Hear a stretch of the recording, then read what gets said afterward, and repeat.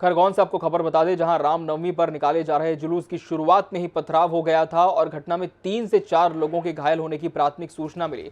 इनमें पुलिसकर्मी भी शामिल हैं। घटना के बाद प्रभावित इलाकों में एडीएम ने कर्फ्यू लगा दिया। वहीं पूरे शहर में धारा 144 लगा दी गई है।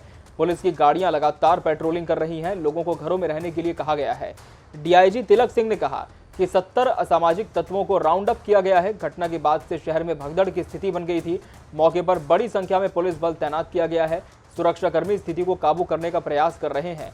घटना के बाद मौके पर डीएम अनुग्रहा पी, डीआईजी तिलक सिंह, एसपी सिद्धार्थ चौधरी और भारी पुलिस बल भी पहुंचा। रामनवमी के जुलूस पर उपद्रवियों ने पथराव किया था और इसके बाद वाहनों में आग लगा दी। घटना शहर के तालाब चौक, मोहन टॉकीज, तवड़ी मोहल्ले, विट्ठल मंदिर, सराफा बाजार इलाके में हुई।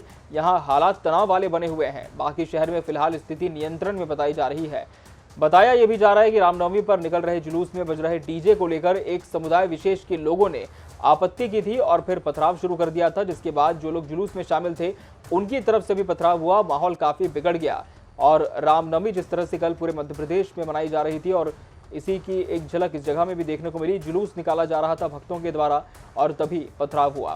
फिलहाल स्थिति इतनी बिगड़ गई है कि क्षेत्र में धारा 144 लागू करनी पड़ी है। बड़ी संख्या में पुलिस बल तैनात है ताकि फिर किसी की भावनाएं ना भड़कें और किसी तरह की अप्रिय घटना ना हो। तनाव की स्थिति है। फिलहाल पुलिस ने 70 अपराधियों को राउंड अप किया है और आगजनी की घटना भी शामिल है। आपको बता दें, कल आगजनी भी हुई। पहले पथराव से ये पूरा विवाद शुरू हुआ, उसके बाद वाहन फूके गए। बताया जा रहा है कि घरों में भी आग लगा दी गई। मौके पर एसडीएम, पुलिस के तमाम बड़े अधिकारी भी पहुंचे और किसी तरह से हालात को काबू में पाने की कोशिश की। बड़ी संख्या में इस वक्त भी क्षेत्र में पुलिस बल तैनात किया गया है और कल रामनवमी के अवसर पर खरगोन में ये पूरा नज़ारा वाकया देखने को मिला। फिलहाल पुलिस की टीम भी डटी हुई है, मोर्चा संभाले हुए है ताकि इलाके में स्थिति नियंत्रण में रहे। और रामनवमी के जुलूस पर जब से पथराव हुआ, इसके बाद ये पूरी खबर आग की तरह पूरे शहर में फैल गई, जिसके बाद लोगों की भावनाएं भड़क उठी। बताया जा रहा है कि जब जुलूस इस क्षेत्र से निकल रहा था तभी पथराव हुआ। इस वक्त क्या कुछ चल रहा है ग्राउंड जीरो पर, कितनी स्थिति नियंत्रण में आई है, जान लेते हैं। हमारे सहयोगी तरुण सोनी हमारे साथ जुड़े हैं। तरुण, इस समय क्या देख पा रहे हैं आप खरगोन में? हम देख पा रहे हैं आप पुलिस सहायता केंद्र के सामने खड़े हैं। जो पुलिस के तमाम दावे हैं कि फिलहाल स्थिति नियंत्रण में है, क्या वास्तव में ग्राउंड जीरो पर यह देखने को मिल रहा है और पुलिस की कार्रवाई कहां तक पहुंची इस पूरे मामले में? आपको बताना चाहूंगा कि मैं इस वक्त खरगोन के तालाब चौक पर मौजूद हूँ और यहाँ मैं कैमरामैन से गुजारिश करूंगा कि वो पूरे एरिया को जरा कवर करके बताएं। यहाँ एक्चुअल में जो कल जो घटनाक्रम जो उपद्रव पथराव की स्थिति निर्मित हुई थी वो यही जगह है जहाँ पर से ये पूरा पथराव की घटना शुरू हुई थी।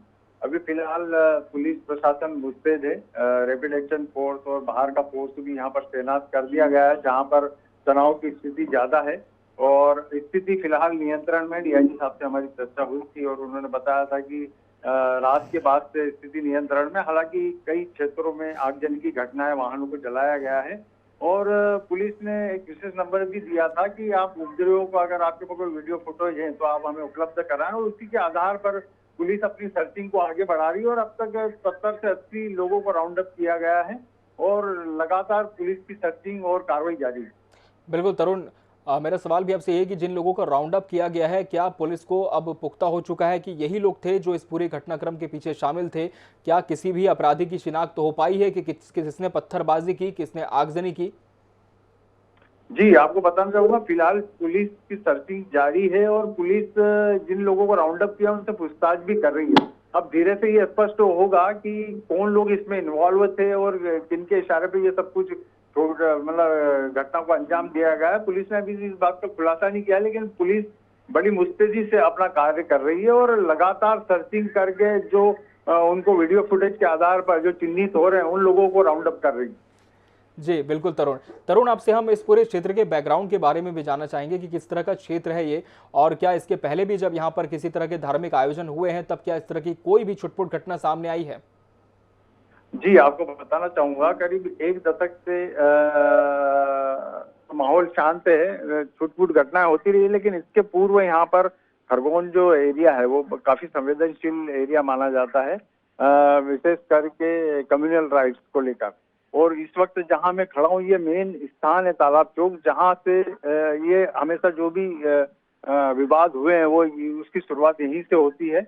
और कल भी जो घटना हुई है उसके लिए मैं आपको बताना चाहूंगा कि यहाँ पर शांतिपूर्ण तरीके से डीजे वीजे पे जो रामनवमी का जो जुलूस है उसका होना था। और यहाँ पर सबसे बड़ी मस्जिद भी यहीं मौजूद है इस प्रांगण में। आपको बताना चाहूंगा कि कैमरामैन से कि मस्जिद की वीडियो फुटेज आपको दिखा।